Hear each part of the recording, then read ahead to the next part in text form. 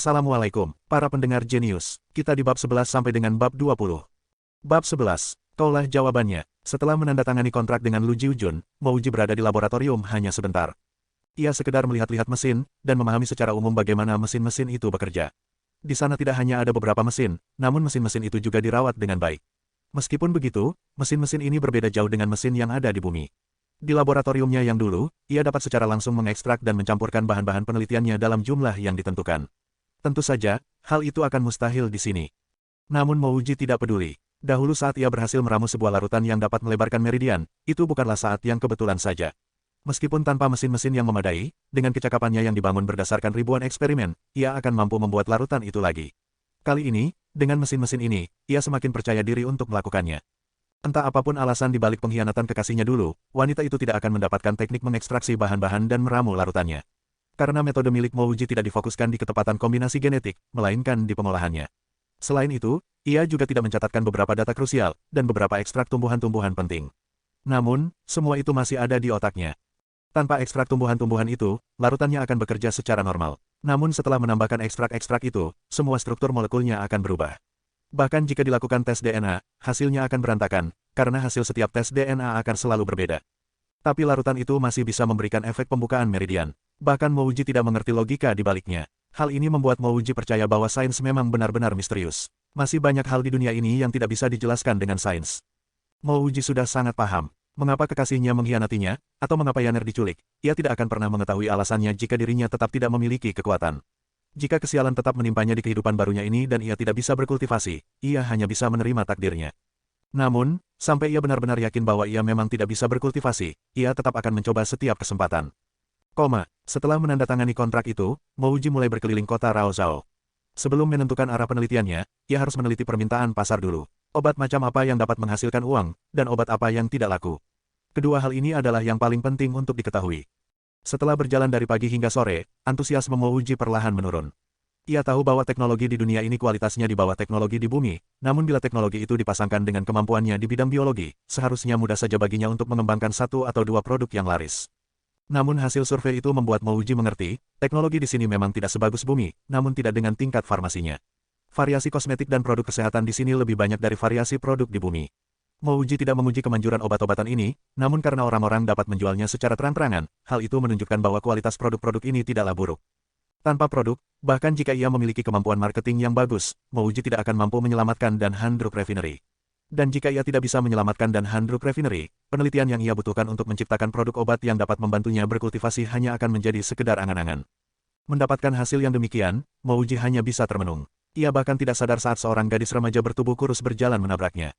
Kau mau lari begitu saja setelah mencuri? Tiba-tiba ada suara dingin yang mengagetkan Mouji. Mouji melihat ke hadapannya, ada seorang laki-laki yang mencengkeram pergelangan tangan gadis remaja kurus itu. Laki-laki yang masih muda itu membawa sebuah bungkusan besar, lekuk wajahnya tajam dan auranya kuat. Apa maksudmu? Lepaskan aku, seru gadis kurus itu. Saat itu juga Mouji mengecek sakunya, ia sadar dompet koinnya menghilang. Mouji bahkan tidak tahu kapan gadis kurus itu mencuri dompet koinnya. Tanpa ragu Mouji bergegas maju. Ia meraih tangan remaja itu, dan mulai menggeledahnya di bagian dada. Tidak ada saku di pakaian gadis kurus itu, sehingga dompet koin yang dicurinya pasti disembunyikan di balik baju bagian dadanya. Mouji merasakan ada benda kecil yang lembut dan menggembung di balik baju gadis itu. Saat memasukkan tangannya ke dalam baju gadis itu, akhirnya ia menemukan dompet koinnya. Wajah gadis kurus itu memerah, semerah mawar, dan ia tidak berani melawan. Kawan, terima kasih sudah menolong. Jika bukan karena bantuanmu, mungkin aku tidak akan punya uang untuk makan. Mouji menyimpan kembali dompet miliknya dan berterima kasih pada lelaki tadi. Lelaki muda itu melihat Mouji mendapatkan dompetnya kembali. Kemudian Mouji mengangguk, dan melepaskan gadis pencuri itu. Pencuri itu sedikit kaget karena ia telah dilepaskan. Dia pun kembali berlari dan dalam sekejap menghilang di tengah kerumunan orang.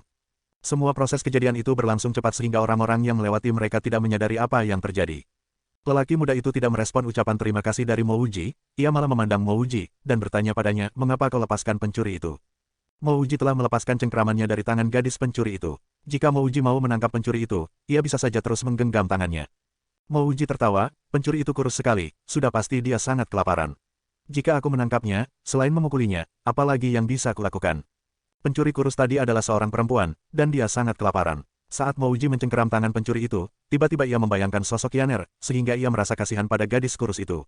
Namun, sebenarnya Mouji sangat membenci pencuri. Meskipun ia merasa kasihan pada gadis kurus tadi, ia tidak akan memberikannya uang, karena ia ingin memberinya pelajaran atas kejahatan yang dia lakukan. Jika kau tidak keberatan, mari kita pergi ke sebuah kedai minuman tak jauh dari sini. Aku yang bayar, Mouji mengatakan ini dengan santai untuk mengubah topik pembicaraan mereka. Lelaki muda itu menjawab, aku hanya membantu sedikit, kau tidak perlu sampai melakukan ini. Mouji berkata lagi, aku adalah seorang pemurni obat. Aku ingin tahu apakah kau menjual tanaman obat. Jika benar, aku sedang membutuhkannya. Sebagai seorang ahli biologi yang hampir setiap saat berurusan dengan tanaman dan bahan-bahan obat, mudah saja bagi Mouji untuk mengenali bau tanaman obat dari badan lelaki itu. Mengapa kau bisa tahu? Tanya lelaki itu dengan tatapan bingung. Mouji tersenyum, ada bau tanaman obat dari badanmu, dan baunya terasa masih sangat baru. Lelaki itu mengangguk, kedai minuman Rao Jiangxian di depan lumayan juga. Mari pergi ke sana. Kedai Rao Jiangxian memang lumayan. Saat pelayannya mengantarkan wine kepada mereka, Mouji dapat mencium aroma yang menyejukkan meskipun belum meminumnya. Namaku Mouji, siapa namamu, kawan? Tanya Mouji sembari menuangkan wine ke dalam gelas. Lan Yu, lelaki muda itu tidak berbicara banyak. Setelah mengatakan namanya, ia meminum segelas wine. Aku pemurni obat dari Dan Handruk Refinery. Jika kedepannya saudaraku Lan Yu menjual tanaman obat, kau dapat mengirimkannya langsung ke Dan Handruk Refinery. Jika kau menemukan tanaman obat spesial yang aku butuhkan, harganya bisa. Tiba-tiba perkataan Mouji terhenti. Ia bahkan belum menemukan ide produk yang cocok untuk Dan Handruk Refinery, dari mana ia bisa mendapatkan uang untuk membeli tanaman obat yang ia butuhkan. Lan Yu melihat Mouji tidak melanjutkan perkataannya. Menurut dugaannya, sepertinya Mouji sedang berpikir bahwa harganya akan jadi sangat mahal untuk tanaman obat spesial. Akhirnya Lan Yu berkata, tentu saja, tapi sebentar lagi aku akan pergi dari kota Raozhou. Negara bagian Chengyu dan negara bagian Changyan sudah memulai peperangan, sehingga ada kebutuhan tanaman obat penyembuh luka yang sangat mendesak. Aku akan pergi ke tempat yang dekat dengan medan perang itu. Perang, tanaman obat penyembuh luka. Mouji merasa seolah-olah otaknya disambar petir, dan tiba-tiba pikirannya jadi lebih jelas. Ia melihat banyak obat-obatan penyembuh luka di farmasi dan di ruang penyimpanan pil. Tak peduli seberapa bagus obat-obatan itu dalam menyembuhkan luka, tapi bisakah obat-obatan itu menyaingi kemanjuran penisilin? Kenyataannya, tadi pagi Lu Jiujun menyebutkan obat penyembuh luka. Sebelum Mouji melakukan survei, ia merasa terlalu percaya diri, namun sekarang ia tidak mampu menemukan ide produk obat yang cocok untuk perusahaannya. Kini, saat ia mendengar kabar peperangan dan obat penyembuh luka, seketika ia memikirkan penisilin, jenis antibiotika yang digunakan dalam penyembuhan penyakit infeksi karena bakteri. Bahkan situasi buruk di Perang Dunia II pun bisa dibalik berkat penisilin. Obat itu dapat menyelamatkan jutaan jiwa saat Perang Dunia II berlangsung. Mouji bertepuk tangan, penisilin, kaulah jawabannya. Menggemparkan industri obat-obatan. Melihat tatapan bingung Lan Yu, Mouji tertawa sambil berkata, saudaraku Lan, kau bisa menjual tanaman obat ini ke perusahaan obat kami dengan harga yang lebih mahal daripada ke tempat dekat lokasi perang itu. Mengapa kau harus mengambil pilihan yang lebih susah?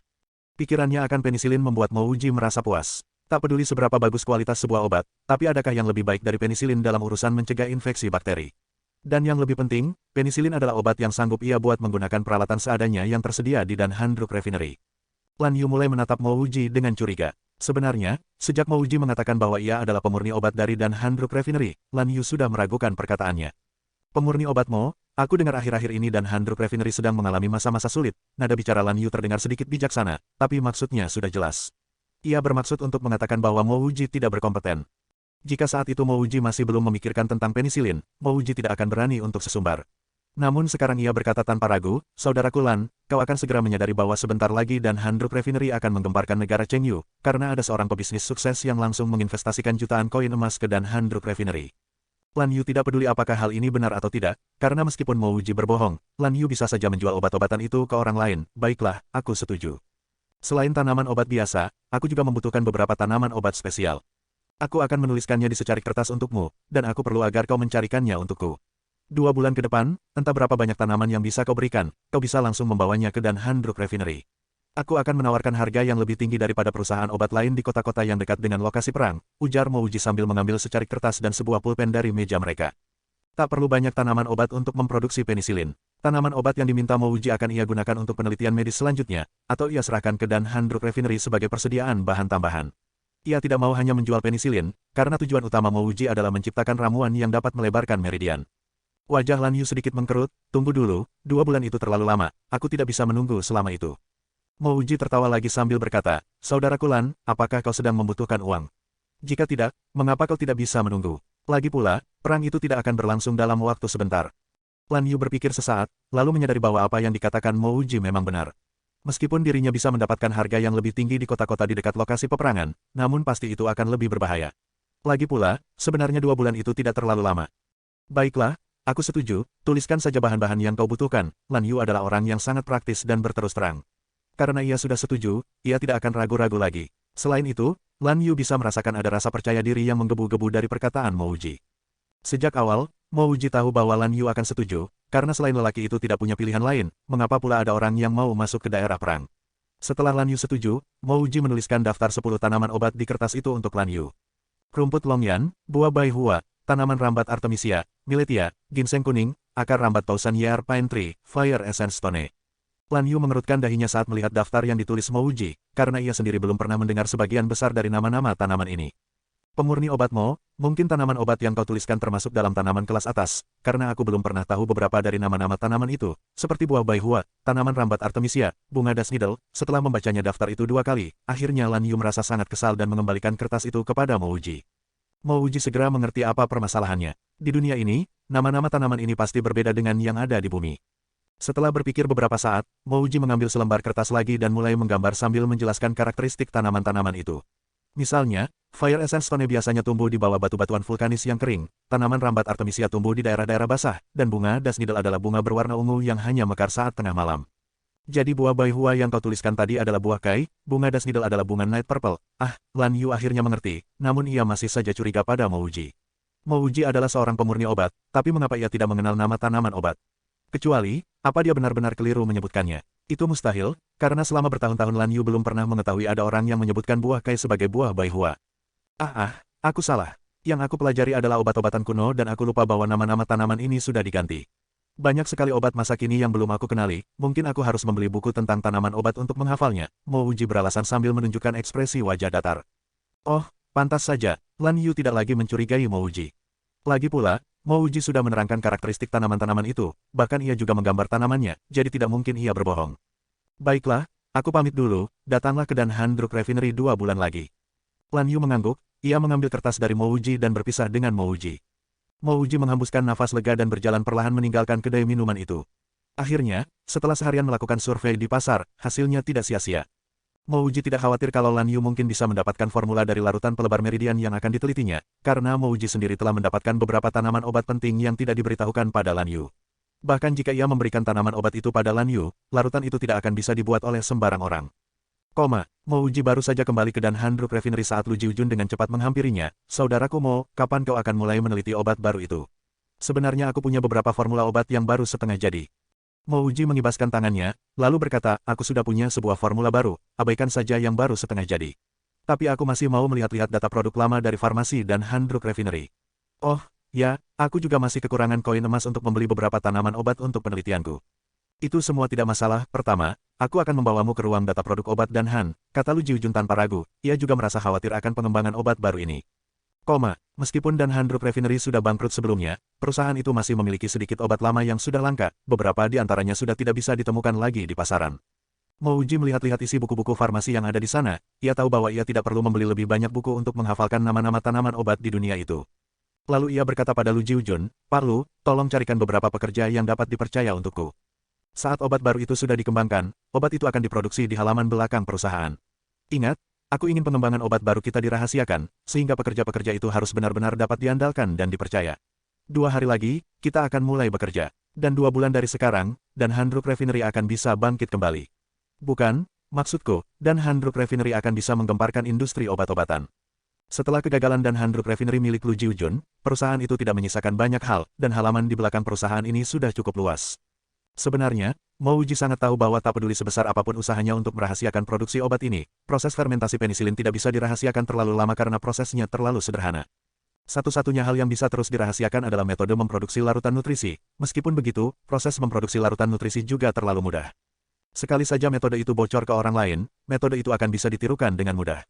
Namun Mo Wuji tidak bersikap ceroboh, selama ia bisa menghasilkan tumpukan koin-koin emas pertamanya, ia akan seterusnya berusaha untuk menambah tumpukan itu dengan berbagai cara. Bagaimanapun juga, penisilin pasti akan menggemparkan industri obat-obatan di sini, bahkan Mo Wuji tidak berbohong, karena memang penisilin adalah obat yang tidak ada di dunia ini. Kalimat barusan hampir terasa seperti sebuah eliksir kehidupan bagi Lu Jiujun, karena dirinya merasa seketika hidup kembali.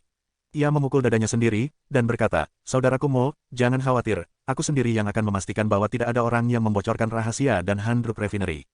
Tunggu dulu, sebelum Lu Jiujun meninggalkannya, Mo Wuji mengambil selembar kertas dan menuliskan daftar beberapa peralatan dan memberikannya pada Lu Jiujun. Aku juga membutuhkan beberapa peralatan ini sebagai persiapan untuk memproduksi obat baru. Lu Jiujun memberikan tatapan penuh kebingungan pada Mo Wuji, buat apa botol dan tabung kaca yang bermacam-macam bentuknya ini.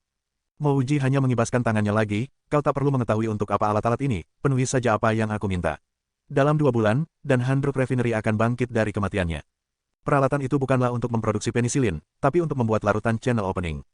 Kekhawatiran Mo Wuji, sejak dimulainya produksi penisilin, Mo Wuji selalu berada di Dan Handruk Refinery. Membuat sesuatu seperti penisilin itu terlalu mudah baginya. Bahkan beberapa universitas menjadikan praktik pembuatan penisilin sebagai ujian akhir mahasiswa. Selain itu, teknologi di negara bagian Chengyu juga cukup memadai, dan beberapa peralatan penting bisa diperoleh. Maka dari itu, Mo Wuji hanya perlu sedikit modifikasi untuk melakukan produksi seperti yang ia harapkan.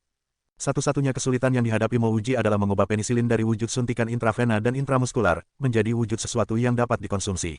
Bila nanti di dunia ini penisilin dimasukkan ke tubuh seseorang melalui jarum suntik, hal itu akan sangat berisiko. Ini karena kemungkinan jarum suntikan akan membawa banyak dampak negatif pasca penggunaan. Sebenarnya metode memasukkan penisilin secara oral, seperti tablet amoksisilin, ampicillin, potasium klorida, bukanlah sesuatu yang tidak bisa dibuat oleh Mo Wuji. Namun, waktu 2 bulan terlalu pendek untuk menyelesaikan produksi ini. Jika seseorang meminum penisilin yang seharusnya disuntikkan bukan diminum, maka asam lambung akan menghancurkan 99,9% dari obat itu, sehingga kegunaannya akan hilang. Meskipun proses mengubah penisilin dari wujud suntikan ke wujud lain terdengar sulit untuk orang lain, namun tidak dengan Mo Wuji. Di bumi, dalam hal penelitian farmasi, ia sudah berada di puncaknya. Ia mungkin tidak dapat sepenuhnya mencegah hilangnya potensi fungsi, kegunaan penisilin setelah diubah wujudnya menjadi sesuatu yang bisa dikonsumsi secara oral. Namun setidaknya ia mampu mempertahankan 30% sampai 40% dari kegunaan penisilin. Untuk sebuah tempat di mana antibiotik belum pernah ditemukan sebelumnya, jika potensi penisilin tersisa 5% pun, efeknya sudah sangat luar biasa, apalagi 30% sampai 40%. Sedangkan untuk persoalan antibodi dan reaksi alergi yang mungkin ditimbulkan oleh penisilin, Mo Wuji tidak menghiraukannya. Dibandingkan dengan keuntungan yang didapat dari penisilin, efek sampingnya tidak seberapa. Paling tidak ia akan menuliskan efek samping obat itu di lembar informasi di dalam kemasannya. Bagi penduduk kota Raozao, Dan Handruk Refinery mengalami transformasi paling drastis akhir-akhir ini. Pada awalnya, Dan Handruk Refinery hanya tinggal 1 toko obat dan 1 perusahaan, toko obat itu pun sudah ditutup 1 bulan lalu karena tidak menjual obat apapun. Jika dipikirkan secara logis, seharusnya Dan Handruk Refinery akan benar-benar ditutup dan toko obat itu akan dijual. Namun yang membuat orang-orang bingung adalah, Lu Jiujun tidak menjual toko obat itu, ia malah menyebarkan iklan yang berkaitan dengan toko itu ke seluruh penjuru kota Raozao. Nine Life Healing Solution, dan Handruk Refinery telah menghabiskan puluhan juta koin untuk mewujudkan produk baru ini. Larutan ini adalah penyelamat umat manusia. Dengan Nine Life Healing Solution, seseorang tidak usah khawatir lukanya terkena infeksi, dan efek larutan itu jauh lebih bagus daripada produk obat-obatan lain yang dibuat di perusahaan itu. Slogan dari Nine Life Healing Solution adalah, meskipun lukamu terinfeksi, selama kau masih bisa bernafas, larutan ini akan menghidupkanmu kembali. Tentu saja, iklan itu tidak pernah menyebutkan berapa jumlah tepat dari anggaran yang dihabiskan, apakah itu puluhan juta koin emas, perak, atau tembaga. Produk-produk lama dari Dan Handruk Refinery sama saja cara kerjanya dengan obat-obatan penyembuh luka di luar sana. Iklan Nine Life Healing Solution ini menyatakan bahwa khasiatnya sangat jauh melampaui obat-obatan penyembuh luka lainnya, bahkan sampai berkali-kali lipat. Dan Handruk Refinery mengakui bahwa Nine Life Healing Solution adalah obat penyembuh luka paling mujarab. 1 percikan air seperti ini telah menimbulkan reaksi sebesar gelombang pasang. Iklan ini membuat mata seluruh penduduk kota Raozao tertuju pada Dan Handruk Refinery. Kota Raozao sendiri adalah ibu kota negara Chengyu, yang berarti seluruh penduduk negara Chengyu pun tertarik pada Dan Handruk Refinery. Sepanjang malam, orang-orang beramai-ramai datang ke toko obat Dan Handruk Refinery. Mereka ingin membeli 1 botol Nine Life Healing Solution. Mereka ingin tahu apakah obat semacam itu benar-benar nyata. Negara bagian Chengyu sedang berada dalam kondisi perang yang terus berkelanjutan, dan perang itu memakan korban jiwa dalam jumlah besar akibat luka yang terinfeksi. Tidak hanya para prajurit, tapi juga tentara bayaran, pemburu, pemetik tanaman obat, prospektor, orang-orang semacam ini sering terluka dan menghadapi risiko meninggal dunia akibat infeksi. Jika ada obat penyembuh luka seperti Nine Life, siapa yang tidak mau? Di lantai 2 perusahaan Dan Handruk Refinery, Lu Jiujun berlari ke arah Mo Wuji dengan semangat menggebu-gebu, saudaraku Mo, promosi kita sangat sukses. Jika Nine Life Healing Solution memang semanjur itu, ataupun kemanjurannya hanya sepertiga dari yang dipromosikan, tanggal 10 September Dan Handruk Refinery akan sukses. Lu Jiujun tiba-tiba menghentikan perkataannya, ia melihat Mo Wuji sedang bersemangat, bahkan cenderung terlihat khawatir. Jantung Lu Jiujun serasa terhenti. Apakah obat baru itu gagal dibuat? Tapi bukankah Mo Wuji sudah menaruh bejana-bejana besar dari logam secara berjejeran di halaman belakang perusahaan, bahkan ada beberapa ketel uap juga. Benda-benda itu tidak palsu, bukan? Akhirnya Lu Jiujun tidak sepenuhnya yakin bahwa obat baru itu sudah berhasil diciptakan. Usaha promosi seperti ini adalah ide Mouji sendiri, karena ia berjanji tidak akan gagal. Tapi sekarang, Mouji berdiri, lalu berjalan ke samping Lu Jiujun dan menepuk-nepuk pundak lelaki parubaya itu. Pak Lu, janganlah khawatir, produksi obat itu berjalan baik-baik saja. Lalu mengapa kau terlihat seperti mengkhawatirkan sesuatu? Lu Jiujun hanya bisa setengah lega setelah mendengar bahwa tidak ada masalah dengan produksi obat itu. Selama produksi obat itu tidak mengalami kendala, masalah lain bisa diselesaikan. Mouji menghela nafas, Pak Lu, pernahkah kau memikirkan apakah kita bisa mempertahankan kejayaan kita setelah Nine Life Healing Solution dijual ke pasaran dan membuat kita kaya? Karena pasti ada orang yang iri dengan kesuksesan kita. Sejujurnya, Mouji tidak pernah menyangka bahwa promosi kecil-kecilan seperti ini akan mengundang respon yang amat besar. Ia juga tidak menyangka bahwa penduduk dunia ini sungguh sangat menginginkan obat-obatan yang dapat menyembuhkan infeksi luka. Jika antusiasme orang-orang terus seperti ini, ia menjadi ragu, apakah ia masih bisa menghasilkan jutaan koin emas setelah obat ini dipasarkan. Karena, meskipun hanya dia satu-satunya yang tahu bahwa pembuatan penisilin sangat mudah ditiru, apa jadinya kalau ada seseorang yang diam-diam mengkhianati dan Handruk Refinery, sebelum penjualan obat mereka sukses dan menghasilkan jutaan koin emas. Pastinya akan sangat mengecewakan. Lu Jiujun tertegun sejenak setelah mendengar perkataan Mouji, lalu tiba-tiba meledaklah tawanya, Saudaraku Mo, karena kau terlahir dari keluarga kerajaan, pastilah kau tidak mengerti bagaimana cara kerja hukum di negara bagian Chengyu. Bisnis perusahaan sangat dilindungi di negara Chengyu, bahkan di seluruh penjuru kekaisaran Xinghan, selama kita bisa membayar pajaknya. Reputasi dan Handruk Refinery mulai meluas lagi ke seluruh penjuru kekaisaran Xinghan, jadi siapa yang berani berbuat macam-macam dengan kita? Lagi pula, alasan Dan Han bangkrut dulu, memang karena kesalahanku sendiri. Mouji tidak menjadi lega atas apa yang ia dengar dari Lu Jiujun. Saat ini, Dan Handruk Refinery cuma sekuat anak kecil. Tanpa memiliki kekuatan untuk bertahan, pasti masih ada celah bagi orang lain untuk mengincar bisnis ini. Di bumi, ada sebuah perusahaan yang memproduksi Fruitfulness. Perusahaan itu sangat besar dan memiliki banyak sekali pekerja. Namun, perusahaan itu hanya menghasilkan uang lebih sedikit dari yang diharapkan, karena harus menghadapi tindakan-tindakan mengerikan dari pesaing-pesaingnya. Saat perusahaan itu berhenti mengambil pekerjaan outsourcing, adalah saat-saat perusahaan itu bangkrut seperti Dan Handruk Refinery. Ketika Lu Jiujun mengatakan bahwa bisnis mereka akan dilindungi oleh kekaisaran Xinghan, Mouji sama sekali tidak mempercayainya. Selama hasil keuntungan mereka belum mencapai target, hal-hal yang tidak diinginkan bisa saja terjadi. Berdasarkan pengalamannya saat kekasihnya sendiri menusuknya dari belakang, ia tahu bahwa beberapa hal tidak bisa diatur dengan hukum dan nilai moral. Tapi Mouji benar-benar ingin menjadi orang yang terpandang, karena dengan begitu ia bisa menghasilkan banyak uang. Hal tersebut membuatnya tidak bisa menghindar dari perhatian orang-orang. Logikanya, jika seseorang ingin bersaing dengan Dan Handruk Refinery dalam soal keuntungan, orang itu harus melakukan cara halus dulu, sebelum menggunakan cara kasar. Selama Mouji mengontrol produk intinya, dan menjualnya saat ia sedang membutuhkan uang, tidak akan ada bahaya yang mengintai. Setelah berpikir sejauh ini, Mouji berkata, Pak Lu, saya jelaskan saja dari awal. Jika ada pihak yang ingin bekerja sama dengan kita, mereka bisa mendapat bagian dari bisnis kita, tapi mereka tidak boleh mendapat bagian dari uang hasil keuntungan kita. Baiklah, tidak masalah. Jangan khawatir soal itu, Lu Jiujun menyanggupi permintaan Mouji tanpa pikir panjang. Mouji menghela nafas di dalam hati, ia bahkan tidak meminta Lu Jiujun untuk menandatangani sebuah kontrak perjanjian mengenai permasalahan itu.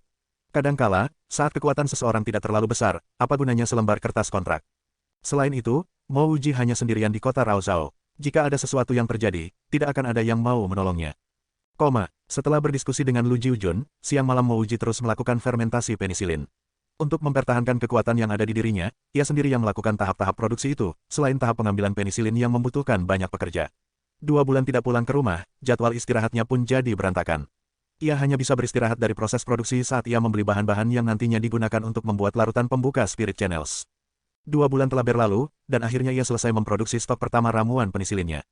Nine Life Healing Solution yang sensasional. Hei, Nine Life Healing Solution, efeknya jauh lebih bagus dari obat penyembuh luka lainnya. Di jalan utama kota Raozhou, beberapa prajurit yang berlumuran darah tiba-tiba berhenti dan menatap sebuah papan iklan besar. Obat itu dari Dan Handruk Refinery. Aku pernah mendengar perusahaan itu sebelumnya. Duan Hu, cepat bawa Qiu Fang dan saudara-saudara kita lainnya ke Dan Handruk Refinery. Kami akan menunggu kalian di pintu masuk toko obat itu, perintah seorang laki-laki kekar yang memimpin kelompok prajurit itu. Kapten, papan iklan itu menyebutkan penjualan obat baru dimulai tanggal 10 September. Hari ini sudah tanggal 9. Kami akan berbicara dengan pihak toko obat itu sambil menunggu besok. Jika ini iklan palsu, akan kuhancurkan toko itu. Baik, di kota Raozhou, banyak prajurit yang berlumuran darah. Akibat dari perang yang baru-baru ini terjadi, maka lebih banyak pula jumlah prajurit yang terluka dan kembali ke kota Raozhou. Jumlah prajurit terluka yang meningkat itu membuat penduduk setempat sadar akan situasi buruk yang terjadi di kawasan-kawasan perang. Kota Raozhou pun terancam akan diselimuti suasana mencekam. Karena promosi Dan Handruk Refinery terlalu bagus, dan tingginya angka kematian prajurit yang terluka, bukan pemandangan yang aneh lagi jika melihat prajurit-prajurit terluka dibawa ke Dan Handruk Refinery. Dalam beberapa hari saja, selain beberapa warga yang hanya menonton, toko obat itu dipenuhi oleh prajurit berdarah-darah yang baru kembali dari medan perang. Karena terlalu banyak prajurit yang datang, kota Raozhou harus mengirimkan beberapa penjaga untuk memesan obat itu. Lokasi dan Handruk Refinery sangat strategis. Hampir sepanjang jalan di sekitar toko obat milik dan Handruk Refinery dipenuhi oleh kumpulan prajurit. Kalender Singhan, tanggal 10 September tahun 2930. Nampaknya ada semacam lautan manusia di depan pintu masuk toko obat dan Handruk Refinery. Beberapa orang datang hanya untuk menonton kerumunan itu, beberapa lagi datang karena penasaran, namun sebagian besar orang datang untuk membeli satu botol obat itu. Buka pintunya, seru kerumunan orang, akhirnya pintu masuk toko obat dan Handruk Refinery perlahan-lahan dibuka. Karena sudah melihat keramaian itu selama beberapa hari, Lu Jiujun tidak kaget. Dengan sebuah pengeras suara di tangannya, sambil menghadap ke kerumunan, ia berkata, "Teman-teman sekalian, yang ingin membeli Nine Life Healing Solution, tolong buat antrian dengan tertib. Saya jamin semuanya akan mendapat jatah satu botol. Produk baru dari kami adalah obat yang paling mujarab untuk pasien yang terluka. Sama sekali tidak ada bahan komposisi yang salah. Setiap pembelian satu botol, kami akan memberikan bonus satu set perban putih, satu paket dan hand injury powder." Karena penggunaan jarum suntik tidak memungkinkan, Mouji menciptakan penisilin yang dapat diminum. Maka dari itu, perban dan injury powder akan diberikan kepada pembeli untuk dipakai bersamaan dengan penisilin. Sebuah kertas petunjuk penggunaan di kemasan botol itu juga berisi tentang peringatan kemungkinan alergi terhadap penisilin. Setiap hari, ada banyak sekali prajurit yang meninggal karena luka mereka yang terinfeksi. Jika penisilin itu dapat bekerja dengan baik, siapa yang peduli dengan alergi? Lagi pula, penisilin yang diminum kurang efektif pada orang yang memiliki alergi. Berapa harga per botol? Banyak orang yang bertanya bersamaan, memotong kata-kata Lu Jiujun. Tanpa terkecuali, semua orang di situ hanya khawatir akan satu hal, harga dari Nine Life Healing Solution itu. Lu Jiujun sedikit mengepalkan tangannya, dengan menunjukkan senyum yang lebar, ia menjawab, karena obat baru kami dibuat dari tanaman-tanaman obat dengan kualitas paling tinggi, harganya sedikit lebih tinggi dari obat lain.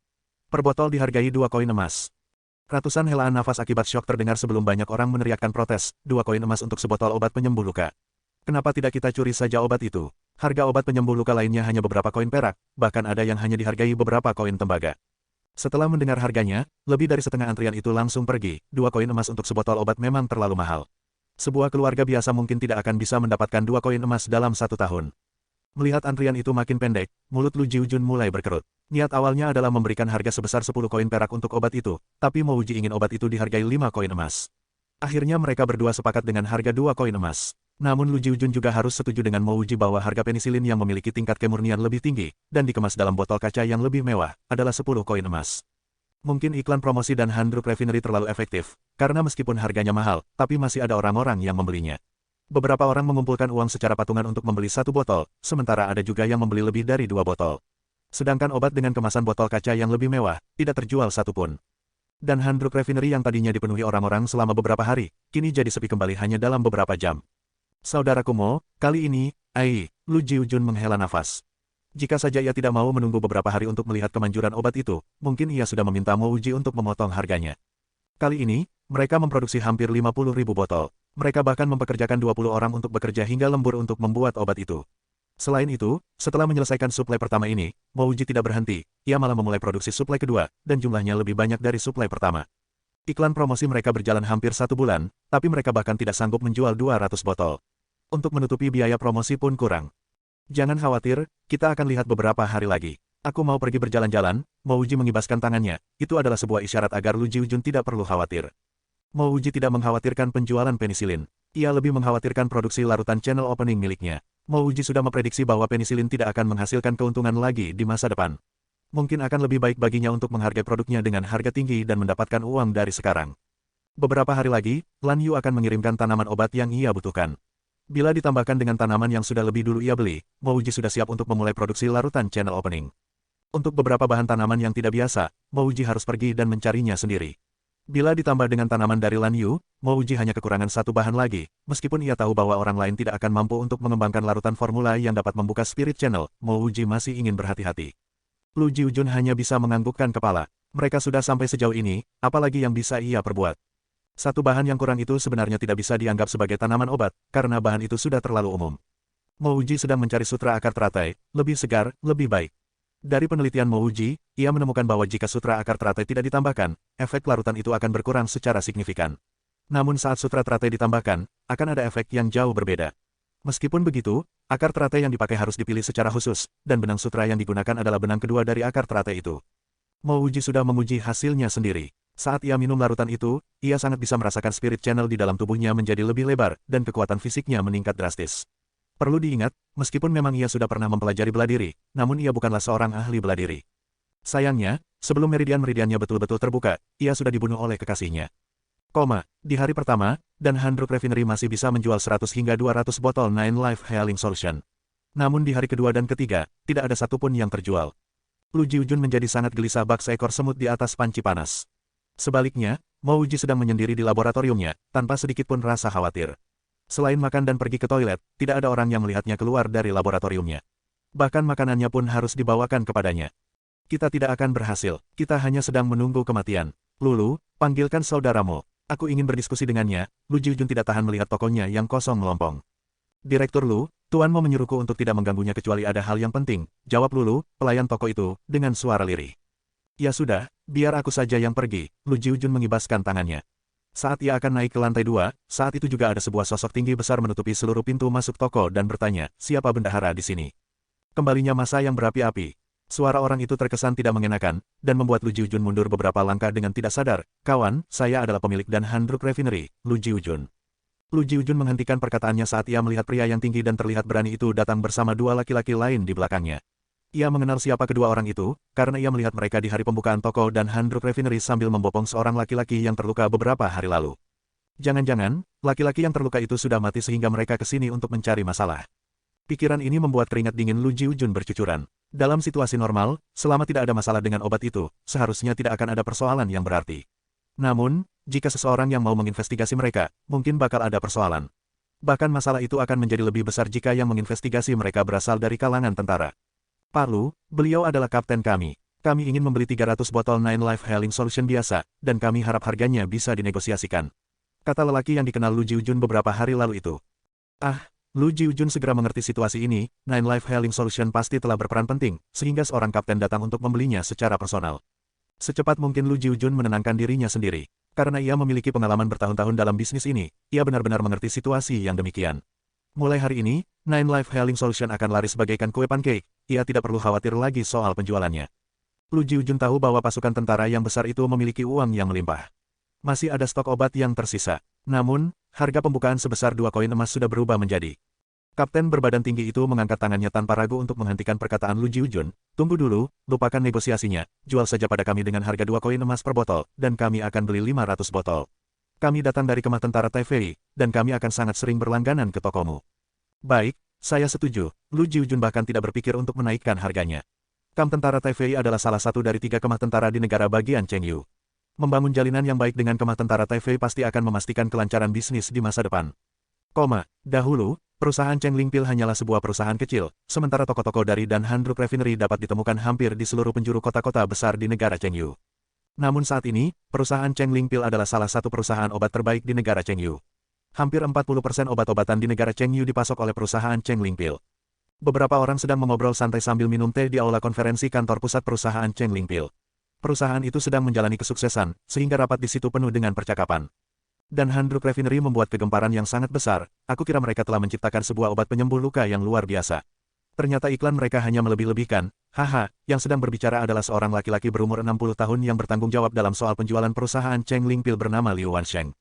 Sejujurnya, iklan promosi obat terbaru dan Handruk Refinery sempat membuatnya sedikit takut. Namun kini setelah ia tahu bahwa dan Handruk Refinery hanya sekadar membual, kini ia merasa lebih tenang. Ada seorang wanita yang duduk di sebuah kursi yang lebih tinggi. Wanita itu bernama Mei Xiu, ia adalah pemilik perusahaan Cheng Lingpil. Setelah mendengar kata-kata Liu Wancheng, dia berkata, Diakon Liu, tak peduli seberapa berlebihannya iklan dan Handruk Refinery, pebisnis seperti kita harus memperhatikan mereka. Mereka baru berjalan beberapa hari, jika Nine Life.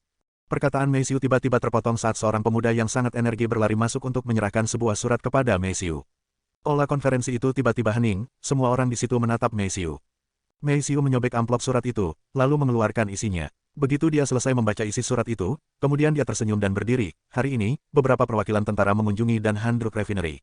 Menurut berita ini, beberapa perwakilan tentara itu membeli setidaknya 100 botol Nine Life Healing Solution. Terlebih lagi, ada beberapa pebisnis yang berkunjung ke dan Handruk Refinery juga. Orang-orang ini sebelumnya pernah membeli obat itu dari dan Handruk Refinery.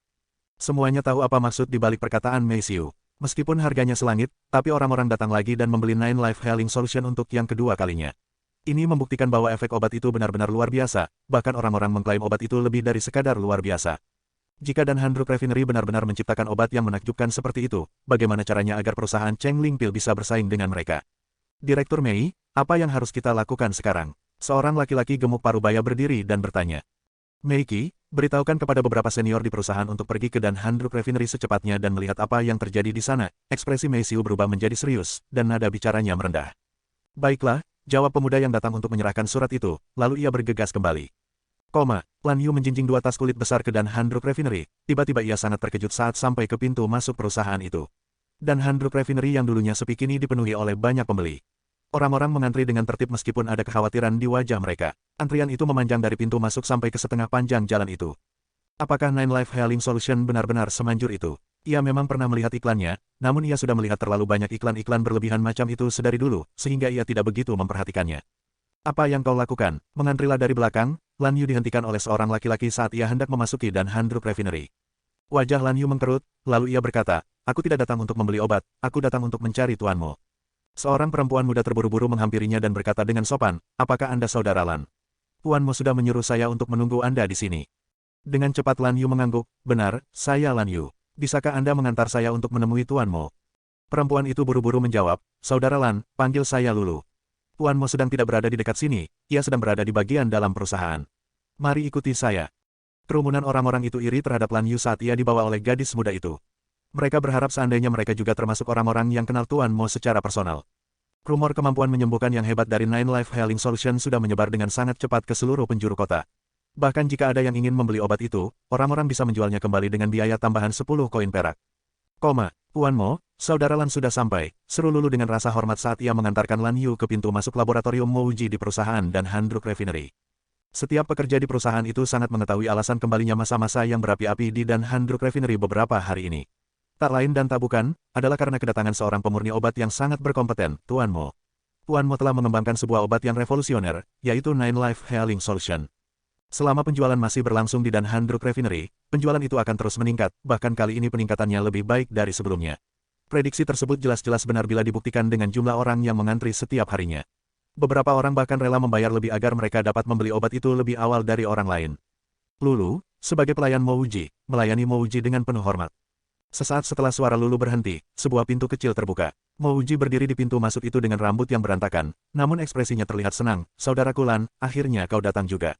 Lan Yu tidak mempermasalahkan penampilan Mouji, ataupun bau bermacam-macam obat yang berasal dari laboratoriumnya.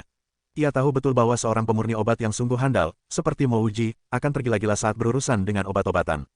Tuan Mo, kau benar-benar tidak berbohong padaku, obatmu telah melampaui harapan semua orang dan penjualannya sangat sukses, kata Lan Yu penuh kekaguman. Meskipun Lan Yu berjanji pada Mouji bahwa ia akan menetap di kota Raozhou, nyatanya dulu ia tidak sepenuhnya percaya kata-kata Mouji. Hari ini, setelah membuktikan keberhasilan Dan Handruk Refinery dengan mata kepalanya sendiri, ia menjadi yakin bahwa obat baru Mouji mampu membangkitkan perusahaan itu kembali. Terima kasih telah mempercayaiku, silakan duduk di dalam, saudaraku Lan, kata Mouji, tatapannya tertuju pada tas kulit yang dibawa Lan Yu. Lan Yu mengetahui arah tatapan Mouji, ia paham bahwa tujuan utama Mouji bukanlah mempersilakan dirinya untuk duduk di dalam. Lan Yu tersenyum dan menyerahkan 2 tas kulit di tangan kirinya kepada Mouji. Tuan Mo, ini adalah tanaman-tanaman obat yang kau butuhkan. Ada total 10 jenis, silakan dilihat dulu. Mouji menyeringai sembari mengambil tas-tas itu, tidak perlu, bagaimana bisa aku tidak mempercayaimu, saudara Lan. Setelah mengatakan itu, Mouji berkata pada Lulu, Lulu, kau harus membantuku untuk melayani saudara Lan dengan baik. Aku tidak perlu memeriksa barang yang ia bawakan, aku sudah mempercayainya. Dan juga, berikan ia bayaran 2 kali lipat dari harga normal untuk barang-barang ini. Bukannya Mouji tidak mau berlama-lama menemui Lan Yu, hanya saja penelitiannya saat ini sangatlah mendesak. Mouji tahu Lan Yu adalah orang yang dapat dipercaya. Bahkan bila ia memutuskan untuk bekerja lebih lama di Dan Handruk Refinery, ia akan berusaha menemui Lan Yu dan mengajaknya ikut bekerja di perusahaan itu. Mouji tahu bahwa saat harga dan khasiat dari Nine Life Healing Solution telah terungkap, Dan Handruk Refinery tidak akan mampu sepenuhnya mengontrol penjualannya. Kini, saat mereka sedang menghadapi keuntungan besar, ia tidak percaya Lu Jiujun dan perusahaan-perusahaan obat lainnya masih akan mengikuti aturan bisnis di negara ini. Ia juga tahu bahwa ia tidak bisa menyalahkan Lu Jiujun untuk persoalan ini, karena ia sendiri tidak menyangka Nine Life Healing Solution akan sangat dicari-cari orang. Ini hanyalah permulaan, karena begitu khasiat penisilin terungkap, bahkan Lu Jiujun sendiri tidak akan bisa menjamin apa yang dia janjikan sebelumnya. Membuka Spirit Channels, 50.000 botol Nine Life Healing Solution. Menurut perhitungan Lu Jiujun, meskipun butuh waktu 6 bulan untuk menjual semuanya, itu masih bisa dianggap sukses besar. Pada akhirnya, nyatanya sejumlah besar obat itu habis terjual di hari kelima saja. Padahal perusahaan telah menaikkan harga obat dan membatasi jumlah obat yang bisa dibeli tiap satu orang. Bahkan setelah membatasi jumlah pembelian per orang, Nine Life Healing Solution sudah terjual habis di hari ke-12. Bila diikutkan dengan penjualan Nine Life Healing Solution versi mewah, dan Handrook Refinery telah menghasilkan keuntungan bersih sebanyak 250.000 koin emas. Karena biaya produksi Nine Life Healing Solution hampir mendekati nol, maka semua hasil penjualan bisa dianggap sebagai keuntungan. Melihat banyaknya orang yang ingin membeli obat itu di luar toko, tapi karena semua obat sudah habis, Lu Jiujun pun menjadi khawatir. Lulu, tidak jadi, lebih baik aku sendiri saja yang menemui saudara Mo. Saat itu, Lu Jiujun sudah sangat yakin bahwa Mo Wuji benar-benar diwarisi talenta menciptakan obat dari Mo Tiancheng, bahkan ia sudah melebihi kemampuan kakeknya itu. Jika tidak, bagaimana bisa ia mampu menciptakan Nine Life Healing Solution? Kali ini alasan Lu Jiujun untuk menemui Mo Wuji berbeda dengan alasan mengapa ia ingin menemuinya 10 hari yang lalu. Kali ini, Lu Jiujun khawatir dan ingin meminta Mo Wuji mempercepat produksi suplai ketiga dari Nine Life Healing Solution. Saat ini, suplai kedua sudah berada pada tahap fermentasi dan hampir siap dikemas. Namun, tampaknya Mo Wuji tidak memiliki niat untuk membuat suplai ketiga, karena ia terus mengurung diri di laboratoriumnya sepanjang hari, dan berkata bahwa ia ingin membuat sebuah obat baru. Sebenarnya, bila sejalan dengan rencana Lu Jiujun, dan Handrook Refinery bisa saja hanya memproduksi Nine Life Healing Solution dan tidak perlu memproduksi obat baru lagi. Tapi sekarang Mo Wuji lah yang memimpin produksi obat. Jika ia ingin membuat obat baru, maka ia akan melakukannya. Direktur, Tuan Mo berpesan bahwa tidak boleh ada yang menemuinya sebelum ia keluar, bahkan kiriman makanan harus ditaruh di dekat jendelanya. Jika makanan itu tidak diambil, kami akan menggantinya dengan yang baru, Lulu dengan cepat mencegahnya. Gadis itu khawatir pemilik dan Handrook Refinery itu akan menerobos masuk ke ruangan Tuan Mo, dan mengakibatkan perang argumen antara kedua orang itu. Tuan Mo adalah pemurni obat paling berkompeten yang pernah dia lihat. Tuan Mo bukanlah seorang ahli yang bisa seenaknya diganggu. Baiklah, Lu Jiujun menyerah dan menepuk kepalanya sendiri. Beberapa hari lalu, ada sekelompok orang dari perusahaan Cheng Ling Pil yang mendatangi perusahaannya untuk berdiskusi dengannya tentang Nine Life Healing Solution. Lu Jiujun menjadikan Mo Wuji sebagai alasan. Ia menyebutkan bahwa Mo Wuji masih meneliti sebuah obat baru, sehingga diskusi itu harus ditunda hingga Mo Wuji keluar dari ruangannya. Sudah menjadi sifat Mo Wuji bahwa jika ada orang yang mengganggunya saat ia sedang melakukan penelitian obat, maka ia tak segan untuk marah. Siapa sangka ini akan menjadi bumerang untuk Lu Jiujun. Tak peduli siapapun yang pernah ia ganggu, sekarang ia tidak berani mengganggu Mo Wuji yang merupakan sumber uangnya itu. Dengan penampilan yang kusut, Mo Wuji memandang 10 botol kaca berwarna hijau di atas mejanya. Ia merasa puas. Ini adalah hasil kerja kerasnya setelah berhari-hari. Begitu ia meminum satu dari 10 botol itu, ia akan mengetes apakah ia sudah memiliki akar spiritual. Jika ia sudah memilikinya, ia akan terus menghasilkan lebih banyak uang sebagai persiapan untuk membuka spiritnya. Menurut apa yang dikatakan Lan Yu dan Lu Jiujun, hanya orang-orang yang memiliki spirit channel yang dapat menghisap energi spirit. Dan orang-orang yang memiliki spirit channel hanyalah orang yang memiliki akar spiritual. Alasan mengapa Mo Wuji tidak memiliki akar spiritual kemungkinan adalah karena spirit channel miliknya tersumbat, atau bisa saja ia tidak memiliki spirit channel sama sekali. Menurut pemikiran Mo Wuji, spirit channel sama saja dengan meridian. Larutan yang sedang ia kembangkan berguna untuk membuka meridian dan melancarkan meridian yang tersumbat, sehingga penggunanya bisa menyerap dan menyimpan energi spiritual. Selama ia bisa menyerap dan menyimpan energi spirit, bukankah itu berarti ia sudah memiliki akar spiritual? Hahaha, obat ini akan kunamakan larutan channel opening. Mo Wuji tidak bisa menahan tawanya. Itu adalah pertama kalinya ia merasa sebahagia ini sejak ia ditusuk dari belakang. Mendengar kerasnya tawa Mo Wuji, Lu Jiujun yang tadinya khawatir kini tidak mempedulikan peringatan dari Lulu lagi, dan langsung bergegas naik ke lantai 2. Haha, Pak Lu, apakah kau terus-menerus menghitung uang akhir-akhir ini sampai kedua tanganmu kram? Mo Wuji membuka pintu ruangannya, tangannya membawa sebuah tas, ia lalu tersenyum pada Lu Jiujun yang mendatanginya. Lu Jiujun ikut merasa sangat senang. Mo Wuji berhasil menciptakan larutan channel opening. Namun Mo Wuji masih merasakan sedikit kegelisahan yang mengganjal di hatinya. Mengapa ia gelisah? Ia pun tak mengerti. Ia memilih untuk tidak menghiraukannya, nanti saja ia pikirkan setelah berhasil membuka spirit channelnya. Dengan wajah penuh kepuasan, Lu Jiujun berkata, "Saudaraku Mo, kita telah sukses. Nine Life Healing Solution terjual bagaikan kue pancake, benar-benar bagaikan kue pancake." Dengan lembut Mo Wuji mengibaskan tangannya, "Aku sudah tahu, karena seharusnya memang seperti itu. Oh, ya, tolong ganti koin emas bagianku menjadi tiket emas dengan kualitas paling baik." Tentu saja, selain ini, toko obat kita tidak. Tanpa menunggu Lu Jiujun menyelesaikan kalimatnya, Mo Wuji memotong, "Aku tahu, bahkan ada berita yang lebih bagus. Tunggu hingga aku selesai mandi dan beristirahat selama sehari, kita akan bicara setelahnya." Menyudahi perkataannya, Mo Wuji tidak berbicara dengan Lu Jiujun lagi. Ia segera berjalan melewatinya, dan menuju ke tempat akomodasi di Dan Handrook Refinery. Larutan channel opening sudah selesai diproduksi. Sekarang prioritas utama Mo Wuji hanyalah mandi, mengganti pakaiannya dengan yang baru, lalu tidur. Setelah bangun, hal pertama yang akan ia lakukan adalah meminum larutan channel opening itu sebelum melakukan hal lainnya. Mencari uang dapat dilakukan kapan saja, namun kesempatannya mendapatkan akar spiritual, dan dapat menyerap energi spirit untuk berlatih bela diri, tidak bisa ditunda sama sekali. Dengan tatapan kosong, Lu Jiujun melihat punggung Mo Wuji saat pemurni obat itu berjalan menjauh. Lu Jiujun tidak marah sama sekali. Saat ini, seolah-olah pemimpin dan Handruk Refinery adalah Mo Wuji, bukan Lu Jiujun. Setelah beberapa saat, Lu Jiujun juga pergi sambil menunduk. Ia tidak bisa mendiskusikan tentang pembukaan beberapa toko obat baru bersama Mo Wuji, maupun tentang memproduksi suplai ketiga dari Nine Life Healing Solution. Setelah mandi dan tidur, Mo Wuji merasa lebih segar. Ia lalu mengambil satu botol kaca berwarna hijau itu. Sebelumnya ia sudah pernah meminum jenis larutan channel opening ini, ia tahu bahwa ia akan merasakan sensasi terbakar di sekujur tubuhnya. Setelah itu, bahkan mereka yang belum pernah berlatih bela diri sebelumnya akan bisa merasakan meridian di tubuhnya terbuka. Meskipun perasaan yang disebabkan oleh proses pembukaan meridian itu tak tertahankan, tapi tetap ada suatu ketenangan yang menyelimuti hatinya. Sayangnya, dahulu Mo Wuji sudah dibunuh lebih dulu saat belum ada satupun meridian di tubuhnya yang terbuka setelah ia meminum larutan itu. Sambil menurunkan emosinya, Mo Wuji mengambil botol hijau itu, membukanya, dan menarik nafas dalam-dalam. Ia lalu menengadah dan meminum seluruh isi botol itu sampai habis. Sama seperti di kehidupannya yang dahulu, larutan yang sedikit pahit itu mengalir ke kerongkongannya. Di saat yang bersamaan, ada sensasi yang terasa seperti satu garis api yang membara ke dalam tubuhnya. Semua yang menghalangi jalan dari garis api itu akan bisa ditembus. Mo Wuji jelas-jelas merasakan sebuah spirit channel perlahan-lahan sedang dibuka dan dilebarkan di tubuhnya. Perasaan seolah-olah tubuhnya sedang terpecah belah, ditambah dengan perasaan tenang dan bahagia, membuat sensasi terbakar itu makin berkobar. Setelah ini, ketidaksempurnaan di tubuh Mo Wuji akan semakin lenyap karena terbakar. Mo Wuji mengepalkan tangannya, jika memang benar meridian adalah spirit channel, dan satu botol larutan ini bisa membuka satu spirit channel, bukankah akan mudah baginya untuk menjadi kultivator dengan jenis spirit yang paling tinggi setelah minum larutan itu?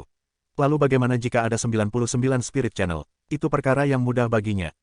Kegagalan. 2 jam kemudian, antisipasi Mo Wuji perlahan-lahan surut. Meskipun larutan itu memang melebarkan satu meridiannya, namun pelebaran itu menurun setelah 2 jam. Sensasi terbakar itu juga menghilang. Semua ini mengindikasikan bahwa larutan itu memiliki batas kemampuan. Mengapa bisa begini? Sambil mengguyurkan air dingin ke kepalanya, Mo Wuji sudah melupakan rasa sakit yang tadi datang saat spirit channelnya sedang dibuka. Larutan itu ibarat air yang membersihkan selokan penuh sampah. Saat air itu datang mengalir, sampah-sampah di selokan itu akan ikut hanyut. Tapi saat selokan hendak bersih dari sampah, sudah tidak ada air lagi. Sampah-sampah yang seharusnya ikut hanyut itu, kini seperti tersangkut di sebuah pintu, bertumpuk dan malah memperparah penyumbatan di pintu itu. Di kehidupannya yang terdahulu, Mo Wuji dibunuh kurang dari 2 jam setelah ia minum larutan itu. Maka dari itu, ia tidak tahu apakah larutan itu memang tidak bisa membuka spirit channel, atau larutan itu dapat menyumbat meridian di posisi-posisi tertentu. Tidak, pasti ini gara-gara jumlah yang ia minum belum cukup. Mo Wuji menggertakkan giginya, lalu ia membuka dan meminum satu botol larutan lagi. Jika tadi ia merasa seperti menelan segaris api saat meminumnya, kini ia merasa seperti menelan sebuah bola api. Sontak Mo Wuji merasa sekujur tubuhnya seperti terbakar bola api ini dan akan menjadi abu. Rasa sakit itu sangat hebat dan menyebabkan ia terjatuh ke lantai dan seluruh tubuhnya kaku. Kemudian tubuhnya kejang-kejang, dan bahkan untuk bernafas pun susah. Setelah 2 jam berlalu, rasa sakit dan kejang-kejang itu perlahan-lahan menghilang. Badan Mo Wuji gemetar, ia berusaha bangun dengan berpegangan ke sebuah bangku. Jantungnya terasa sedingin es. Akhirnya ia tahu bahwa mengkonsumsi botol kedua hanya akan membuat tubuhnya merasa lebih buruk dan posisi penyumbatan meridiannya tetap sama seperti semula. Bahkan Mo Wuji yakin, jika ia nekat meminum botol ketiga, nyawanya akan hilang. Kesimpulannya, pembuatan larutan pembuka dan pelebar meridian itu telah gagal. Jika kekasihnya dulu tahu bahwa larutan itu ternyata gagal, apakah dia sekarang menyesali perbuatannya? Mungkin dia sudah menyesal telah membunuhnya sebelum Mo Wuji benar-benar berhasil mengembangkan larutan itu dengan sukses. Perlahan-lahan Mo Wuji berpindah ke meja di mana ia bisa menatap wajah pucat dan putus asanya ke depan cermin. Ia tahu ia tidak punya kesempatan lagi. Hanya butuh 4 jam untuk mengubah kebahagiaan menjadi kesengsaraan. 4 jam berlalu, dan ia tidak berhasil untuk membuka satupun meridiannya, sehingga ia tidak mungkin bisa berlatih bela diri. Jika saja ia sedang berada di bumi, ia bisa saja meluangkan waktunya untuk memodifikasi larutan itu lagi, tapi itu mustahil di sini. Bila melihat kondisi laboratoriumnya yang kurang memadai, butuh sebuah keajaiban untuk bisa memperbaiki larutan itu. Sebelumnya, ia bisa membuat larutan itu hanya berdasarkan pengalamannya saja. Mo Wuji menghela nafas, ia merasa lemas dan kecewa. Lalu perlahan ia kembali ke dirinya yang normal. Apa yang terjadi, terjadilah. Ia mengambil teko air di meja itu dan menuangkan isinya ke dalam gelas. Tidak, kata Mo Wuji sambil menaruh kembali gelasnya yang sudah berada dekat dengan bibirnya. Wajahnya menjadi sangat pucat. Setelah meneliti tanaman selama bertahun-tahun, Mo Wuji mengenali bau dari banyak sekali tanaman. Air yang baru saja ia tuangkan mengandung sedikit bau anti-aristoksikaria. Ya, pasti ini berasal dari ekstrak anti-aristoksikaria, sebuah tanaman yang sangat beracun. Mo Wuji sangat syok, ternyata ada seseorang yang ingin membunuhnya. Saat itu juga, Mo Wuji paham apa yang sedang terjadi. Meskipun ia berasal dari keluarga kerajaan, orang-orang sudah terbiasa mengabaikannya karena dulu ia selalu bertindak kurang waras. Tapi sekarang saat ia sudah kembali normal, ditambah dengan kesuksesannya di Dan Handruk Refinery yang akan membuatnya kaya, orang-orang mulai memperhatikannya.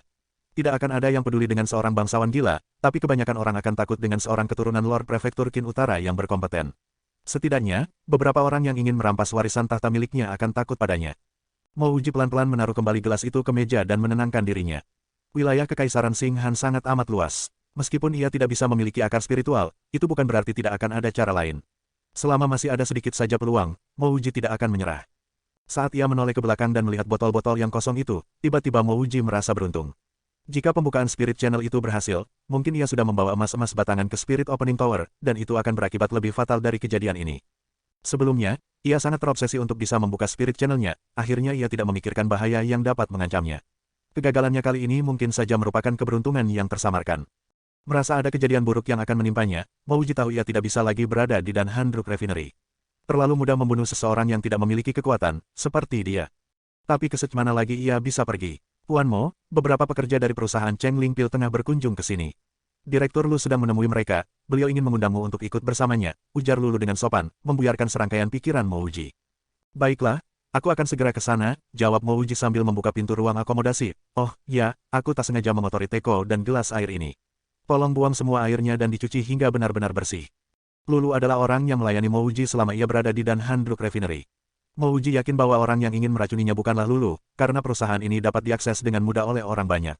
Selain itu, pembunuhnya tidak akan bertindak bodoh dan meminta orang lain untuk menambahkan racun ke minumannya.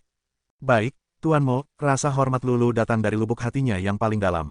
Gadis itu benar-benar tahu bahwa Mo Wuji telah membawa perubahan besar ke Dan Handruk Refinery. Haha, Saudara Mo, mari kuperkenalkan. Beliau adalah pemilik perusahaan Cheng Ling Pil, Mei Xiu. Mo Wuji baru saja memasuki ruang pertemuan saat Lu Jiujun menghampirinya sambil tertawa dan mengenalkannya kepada seorang wanita muda. Dengan memanggilnya sebagai Saudara Mo, tampaknya Lu Jiujun ingin menunjukkan kedekatan hubungannya dengan Mo Wuji kepada Mei Xiu. Hei, Saudara Mo, kau sedang tidak enak badan. Lu Jiujun memotong perkataannya sendiri. Baginya, meskipun pemilik perusahaan Cheng Ling Pil sedang di sini, Mo Wuji masih menjadi orang yang paling penting. Wajah Mo Wuji tampak sangat pucat, dan cara berjalannya terlihat lemas. Mo Wuji mengibaskan tangannya dan berkata, tidak, hanya saja beberapa hari terakhir ini memang melelahkan. Setelah menyelesaikan kalimatnya, Mo Wuji berkata pada wanita muda itu, Direktur Mei, sebuah kehormatan bagiku untuk bertemu dengan Anda. Mata Mei Xiu menatap Mo Wuji dari ujung kaki hingga ujung kepala, dan berkata, Tuan Mo, senang bertemu dengan seorang yang terkenal seperti Anda. Mo Wuji tahu maksud dari Mei Xiu, ia menjawab sambil tertawa, aku terkenal karena hal baik dan hal buruk. Ada masa-masa di mana aku masih berpikir bahwa aku adalah seorang raja. Jika akan terjadi hal-hal yang tidak diinginkan, Mo Wuji ingin terus berpura-pura menjadi seorang idiot. Mei Xiu tertawa canggung, Tuan Mo sangat lucu. Mari kuperkenalkan dengan seseorang juga. Dia menunjuk ke seorang laki-laki parubaya yang terlihat sangat hangat, beliau adalah senior perusahaan Cheng Ling Pil, Wu Hetai. Senior lain yang terlihat hampir berumur 60 tahun tidak menunggu Mei Xiu untuk memperkenalkan dirinya. Ia langsung berdiri dan memperkenalkan diri, aku bekerja di bagian pemasaran perusahaan Cheng Ling Pil, namaku Diakon Liu Wansheng. Aku sangat senang bisa bertemu dengan Tuan Mo. Mo Wuji sangat memahami tujuan perusahaan Cheng Ling Pil mengunjungi Dan Handruk Refinery. Ia tersenyum dan berkata, mari duduk dan mendiskusikan hal ini. Kini aku paham, meskipun Mei Xiu tidak bisa dibilang cantik, Mo Wuji merasa tertarik padanya. Setelah Mo Wuji duduk, wanita itu mengambil kesempatan untuk menuangkan secangkir teh sebelum pelayan sempat melakukannya. Aku sungguh iri dengan keahlian Tuan Mo dalam menciptakan obat, dan mengembangkan produk yang revolusioner seperti Nine Life Healing Solution. Aku percaya Tuan Mo mengerti maksud dari tujuan kami datang ke sini. Tak peduli apakah perusahaanku sudah sukses atau belum, aku masih perlu bersulang denganmu untuk menunjukkan rasa hormatku. Ini karena Nine Life Healing Solution telah menyelamatkan ribuan nyawa, Tuan Mo telah memberikan kontribusi yang luar biasa. Setelah menyelesaikan perkataannya, Mei Xiu meminum secangkir teh di tangannya hingga habis. Diam-diam Mo Wuji menghela nafas dalam hati. Wanita ini benar-benar terampil saat berbicara. Karena ia melihat wanita ini meminum teh itu di depannya, maka teh itu tidak berbahaya. Mo Wuji sudah sangat haus sehingga ia juga menghabiskan secangkir teh itu. Setelah meminum tehnya, ekspresi Mo Wuji berubah menjadi serius dan berkata, Direktur Mei berpikir terlalu tinggi tentangku. Aku hanya mengembangkan sebuah obat yang biasa. Selain itu, kultivator yang sudah membuka spirit mereka dapat membuat obat yang jauh lebih baik dari Nine Life Healing Solution buatanku. Mei Xiu tertawa dalam hati. Dia telah lebih dulu mempelajari Mo Wuji secara keseluruhan. Dia tahu bahwa Mo Wuji tidak punya akar spiritual, tapi orang itu sangat berhasrat untuk bisa berkultivasi. Dari perkataan Mo Wuji, dia dapat menduga bahwa Mo Wuji sedang mencoba untuk meminta keterangan tentang kultivator. Anda meragukan Nine Life Healing Solution buatan Anda.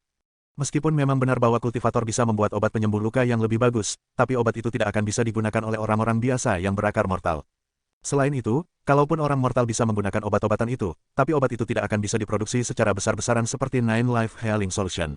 Itulah mengapa aku tidak salah mengatakan bahwa Nine Life Healing Solution adalah sebuah produk revolusioner. Alasan kami datang ke sini untuk menawarkan kerjasama dengan Dan Handruk Refinery, sehingga kita bisa memperluas produksi Nine Life Healing Solution.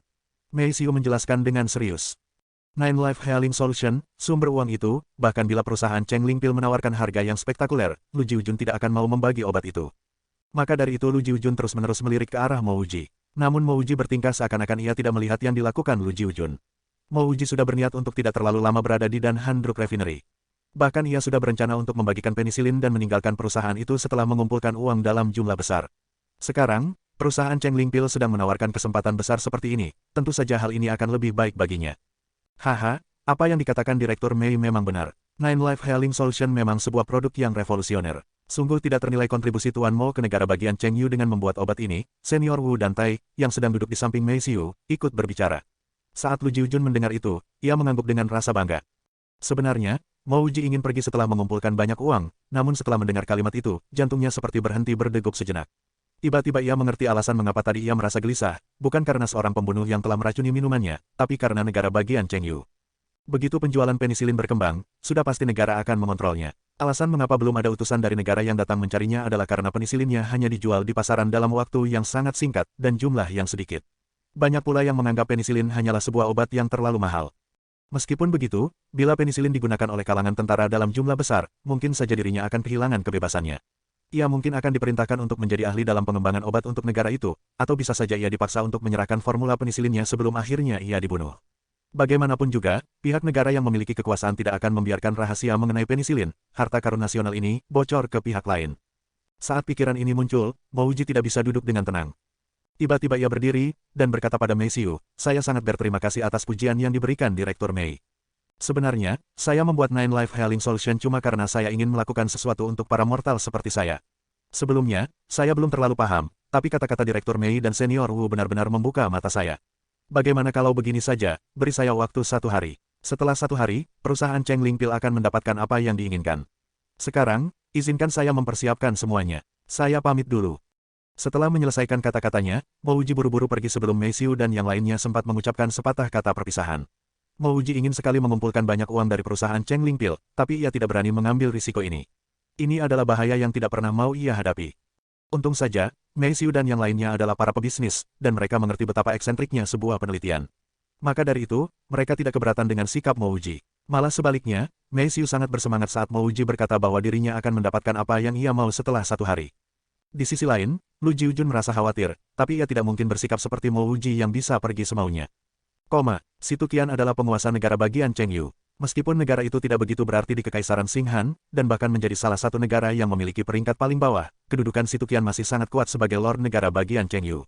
Saat itu, Situ Qian sedang duduk di singgasana emasnya. Matanya tampak sayu dan terlihat sedikit tidak sabar. Orang-orang yang ada di sisi-sisi ruangan itu tertular suasana tegang yang ada. Para pejabat yang terhormat, karena ada sesuatu yang terjadi, Lord Situ Qian akan meninggalkan tempat ini sekarang. Kata seorang Kasim I, yang mengerti maksud dari sikap Situ Qian. Pejabat Fei Yu ingin memberikan laporan militer yang mendesak kepada Lord Situ Qian. Seorang pria kekar keluar dari sisi kanan ruangan itu, ia membungkukkan badan dan berkata demikian. Laporan militer yang mendesak. Tiba-tiba Situ Qian mengangkat kepalanya. Matanya yang awalnya sayu kini tampak mulai berwarna. Bahkan wajahnya yang putih pucat sekarang tampak memancarkan aura yang agung namun menakutkan. Entah karena perubahan sikap Situ Qian, atau karena 4 kata, laporan militer yang mendesak, para pejabat di ruangan itu juga mulai bertingkah seperti orang yang bermartabat. Jenderal Fei Hu, jangan bilang bahwa ada perubahan situasi dalam perang dengan negara bagian Changyan. Tanya Situ Qian dengan sedikit merendahkan suaranya. Jenderal Fei Hu segera menjawab, tidak, kabar ini tentang kejadian di dalam negara Cheng Yu.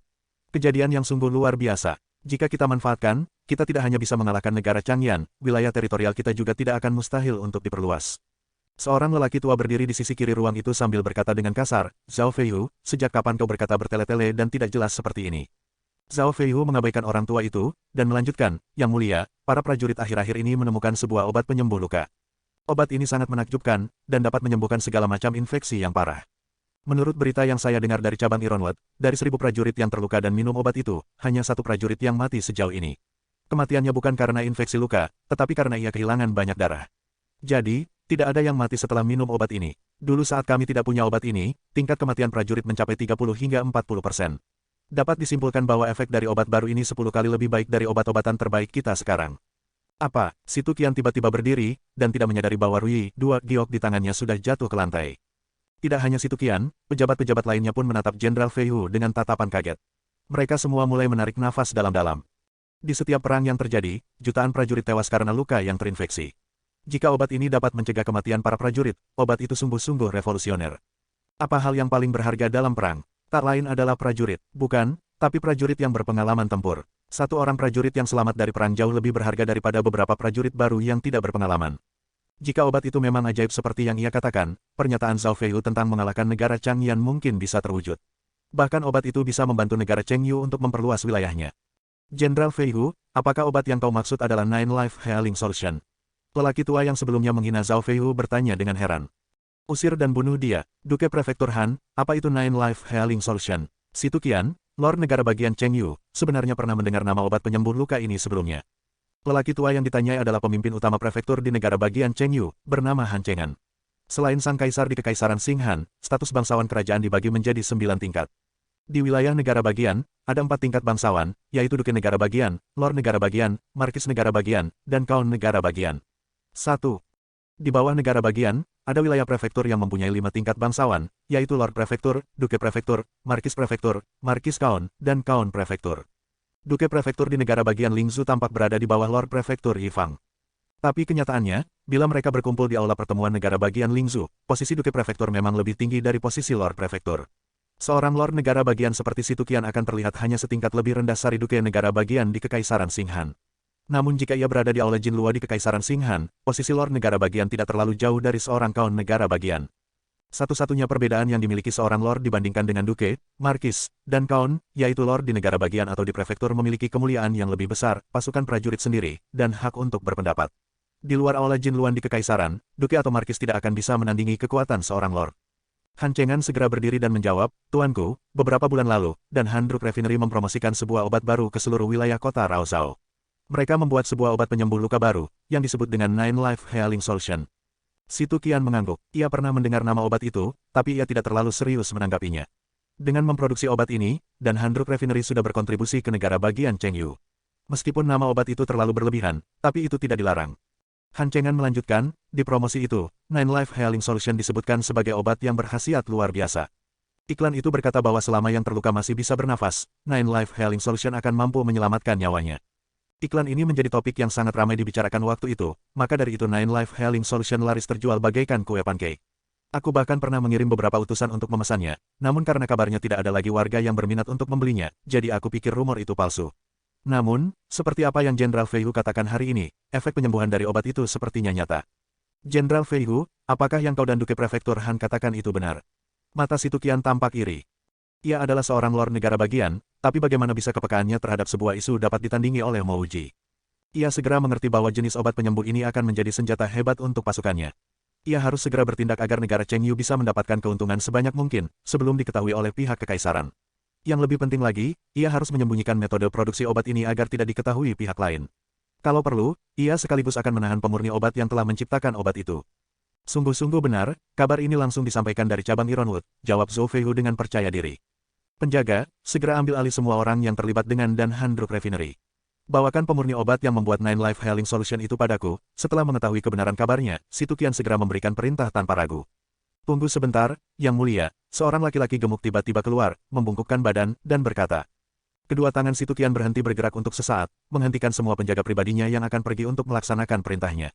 Sambil menahan amarahnya, Si Tu Qian bertanya, Jie King, apa yang harus kau katakan di situasi seperti ini? Lelaki gemuk itu dengan hati-hati mengeluarkan selembar kertas dari sakunya. Kertas itu bertuliskan banyak sekali kalimat-kalimat. Sambil menyerahkannya dengan tangan bergetar, ia berkata, Yang Mulia, tadi pagi, saat aku pergi ke pengadilan kekaisaran ini, ada seseorang yang membagikan kertas ini ke semua orang. Ia mengaku bahwa kertas ini berisi resep pembuatan Nine Life Healing Solution. Pembuatnya, yang bernama Mo Wuji, secara khusus membagikannya untuk mengenang mendiang orang tuanya, dan untuk memperbaiki kehidupan orang-orang miskin. Apa kau bilang? Si Tu Qian panik, ia tergesa-gesa membuka selembar kertas itu. Ada banyak sekali kalimat yang berjejal di kertasnya. Isinya adalah metode untuk memproduksi Nine Life Healing Solution, dan tulisannya sangat mendetail. Bahkan ada penjelasan mengenai konsep di balik pembuatan obat itu. Bahkan kini ia tahu bagaimana memulai pembuatan obat tersebut. Selembar kertas ini bahkan memberitahukan secara mendalam mengapa Nine Life Healing Solution mampu membunuh bakteri dan menghindarkan infeksi pada luka. Juga ada kalimat yang menjelaskan nama lain dari obat itu, yaitu penisilin.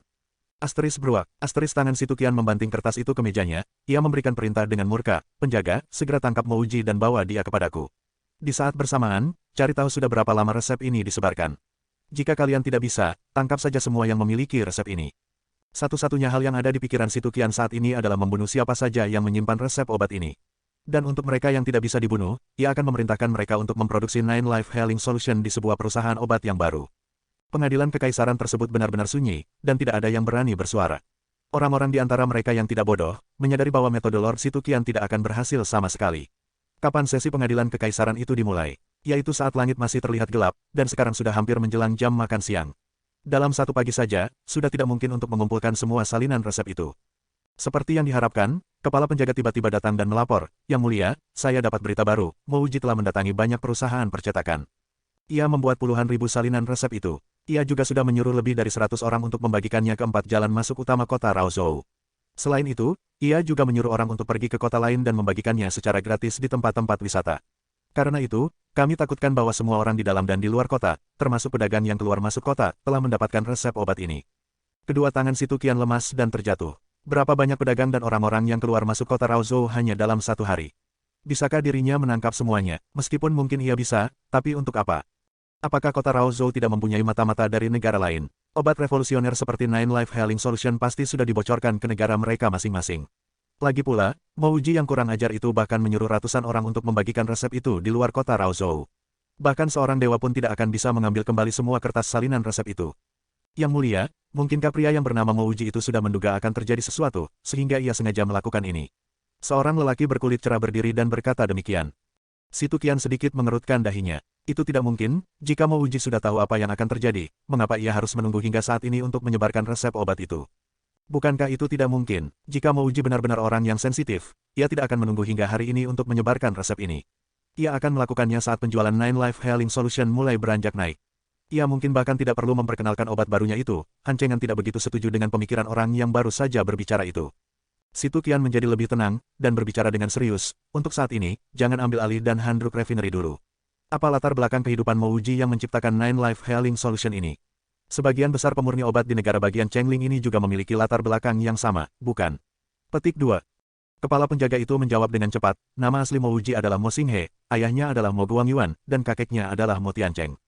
Mo Tiancheng, Lord Prefektur Qin Utara. Si Tukian akhirnya ingat, nama Mo Tiancheng terdengar sangat akrab di telinganya. Kepala penjaga itu menjawab, "Ya, benar, 20 tahun yang lalu setelah Mo Tiancheng tiba di kota Raozhou, ia tiba-tiba menghilang. Kemudian Mo Guangyuan membawa istri dan putranya ke kota Raozhou. Namun bertahun-tahun lalu Mo Guangyuan dan istrinya meninggal, dan Mo Xinghe hidup sendirian. Mo Xinghe akhirnya menderita sakit jiwa karena ia terobsesi menjadi Lord Prefektur Qin Utara. Beberapa bulan yang lalu, Mo Xinghe tampaknya menunjukkan beberapa tanda kesembuhan, ia bahkan pergi ke asosiasi Raozhou untuk mencari pekerjaan.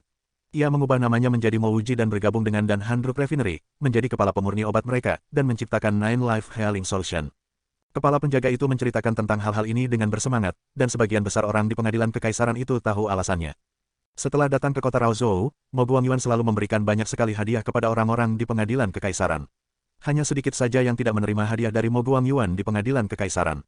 Sedangkan kabar anaknya, Mo Xinghe, yang mengalami sakit jiwa juga telah didengar mereka sebelumnya. Satu-satunya hal yang tidak pernah mereka duga, Mo Xinghe mampu melakukan sesuatu yang sangat mengejutkan seperti ini setelah sembuh. Si Tukian terdiam, ia tahu segalanya tentang keluarga Lord Prefektur Qin Utara, dan juga semua permasalahan mereka. Terus terang, ia turut punya andil dalam membuat keluarga Mo kehilangan tahta sebagai Lord Prefektur. Untuk masalah cucu Mo Tiancheng menjadi gila, ia juga pernah mendengarnya. Apa yang tidak ia duga adalah bahwa Mo Xinghe masih hidup. Pada saat itu juga, ada sebuah pengumuman dari luar aula itu, Mouji telah tiba. Tidak perlu membawanya masuk, cukup usir dan bunuh dia, perintah si Tukian dengan suara dingin. "Hidup dan mati, Yang mulia, saya berpendapat, daripada menghukum Mouji, bukankah lebih baik kita memberinya hadiah yang bernilai?" Duke Prefektur Hancengan berdiri dan langsung merespon perintah itu. "Buat apa?" jawab si Tukian sambil mengerutkan wajahnya. Sedari awal, ia tidak pernah menyukai Mo Tiancheng, Lord Prefektur Qin Utara itu. Kini seorang keturunan klan Mo tidak hanya enggan menawarkan obat baru itu ke negara bagian Chengyu, tapi dia juga menyebarkan resep formula obat itu ke semua orang. Si Tukian tidak peduli apa tujuan Mouji melakukan itu, ia hanya ingin orang itu mati. "Yang mulia, kontribusi Mouji yang berupa Nine Life Healing Solution sudah menguntungkan negara ini sekaligus penduduknya. Paduka dapat menghukumnya sebelum ia membuat obat ini. Namun, sekarang lebih baik Paduka melepaskannya. Jika ada kabar yang tersebar bahwa Paduka membunuhnya, padahal ia telah membuat obat yang menakjubkan itu untuk penduduk negara ini, maka itu akan menghancurkan reputasi Paduka dan membawa keburukan pada negara bagian Chengyu. Namun sebaliknya, jika penduduk tahu Paduka tidak menghukumnya dan memberinya hadiah besar karena telah menyelamatkan nyawa banyak orang, negara Chengyu akan menjadi lebih stabil dan penduduknya pun akan makin bersatu. Setelah selesai menjelaskan, Duke Prefektur Han Chengan itu bergerak menuju ke sampingnya. Meskipun penjelasan itu terdengar sedikit rancu, namun Si Tuqian sangat memahaminya. Mo Wuji sudah membuatnya marah, tapi Si Tuqian harus menepis kemarahan itu dan memberinya hadiah.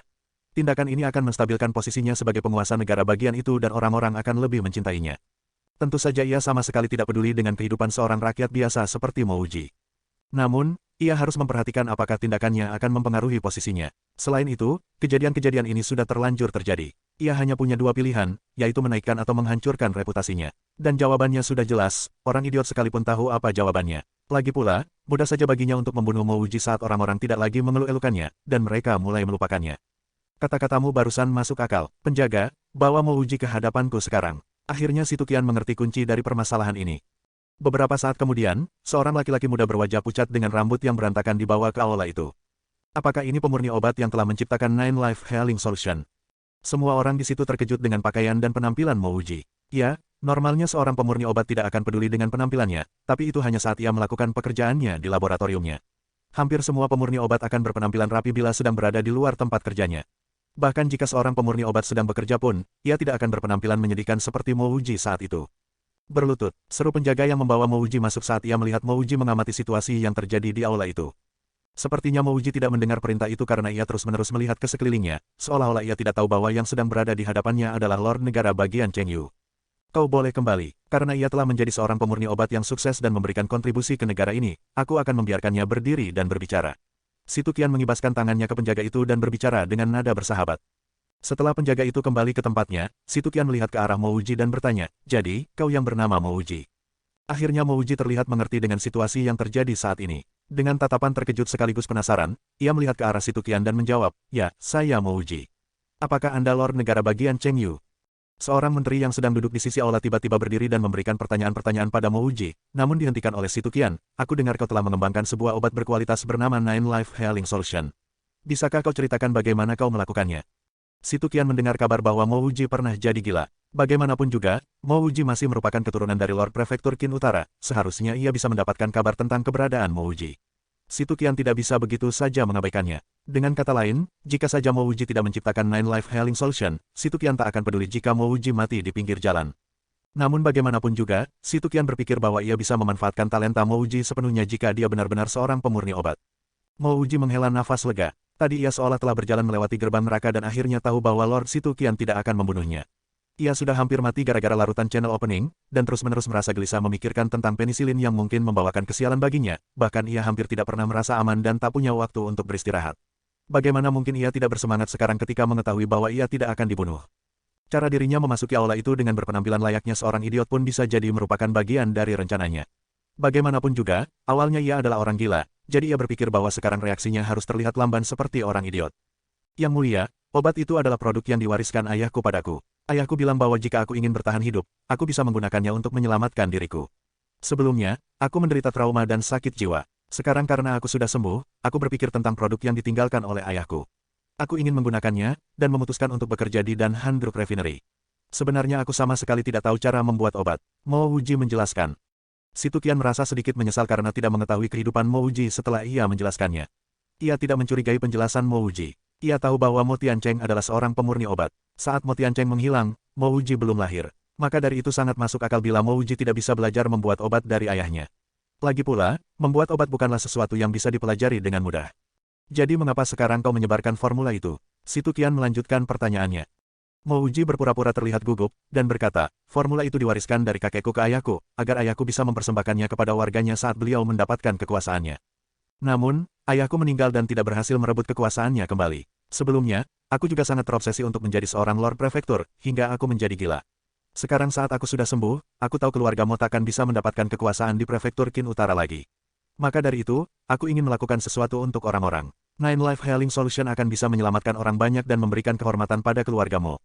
Situ Qian mengangguk perlahan. Karena dulu jabatan Lord Prefektur Qin Utara selalu berasal dari keluarga Mo, cara yang dilakukan Mo Wuji adalah yang terbaik untuk mengembalikan nama baiknya dan memperoleh dukungan agar ia kembali mendapatkan tahtanya.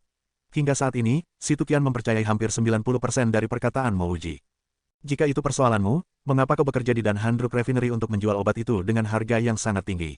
Kalau akhirnya kau menyebarkan formulanya setelah memproduksi satu suplai obat, tanya Situ Qian sambil menatap lurus ke arah Mo Wuji. Mo Wuji berkata dengan sedikit takut, dulu, aku bahkan tidak punya koin emas yang cukup untuk membeli makanan. Dari mana aku bisa mendapatkan uang untuk membuat ribuan kertas salinan dan mempublikasikan obat itu? Direktur Dan Handrup Refinery sudah memperlakukanku dengan sangat baik. Jadi, aku punya 3 alasan utama untuk melakukannya. Pertama, aku butuh uang untuk mempublikasikannya. Kedua, aku ingin membalas kebaikan Direktur Lu padaku. Ketiga, aku ingin orang-orang tahu bahwa Nine Life Healing Solution itu benar-benar obat yang sangat berkhasiat, bukan sekadar obat yang dilebih-lebihkan. Situ Qian terpaksa mengesampingkan kebenciannya terhadap Mo Wuji. Ia berpikir sesaat, kemudian berkata, Mo Wuji, meskipun kau tidak secara personal menciptakan Nine Life Healing Solution, tetap saja itu merupakan kontribusi keluargamu kepada negara bagian Chengyu. Sebagai penguasa negara ini, aku memutuskan untuk memberimu hadiah. Jika kau masih menginginkan tahta prefektur Qin Utara, sebenarnya itu tidak mustahil. Orang-orang di aula itu yang tahu tentang masa lalu Mo Wuji tiba-tiba menyesali keberuntungan yang didapatkan Mo Wuji ketika mendengar kata-kata ini.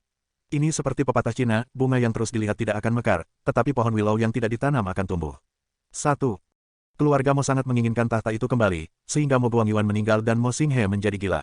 Sekarang setelah Mo Wuji menciptakan obat ini, ia diberi kesempatan untuk mendapatkan tahta. Hampir semua orang percaya bahwa sampai sekarang pun Mo Wuji masih ingin mendapatkan tahta prefektur Qin Utara, terutama karena dulu ia menjadi gila setelah gagal melakukannya. Bahkan setelah dia sembuh, banyak yang percaya Mo Wuji masih memimpikannya. Mo Wuji mencibir, jika Situ Qian mau begitu saja menyerahkan tahta kepada keluarga Mo, ayahnya takkan pernah sampai kehilangan nyawa di kota Raozhou. Menurut dugaannya, jika ia setuju untuk menerima tahta, ia mungkin tidak akan terlalu jauh dari kematian. Tidak usah menyinggung tentang apakah ia bisa keluar dari kota Raozhou untuk pergi ke prefektur Qin Utara dengan selamat.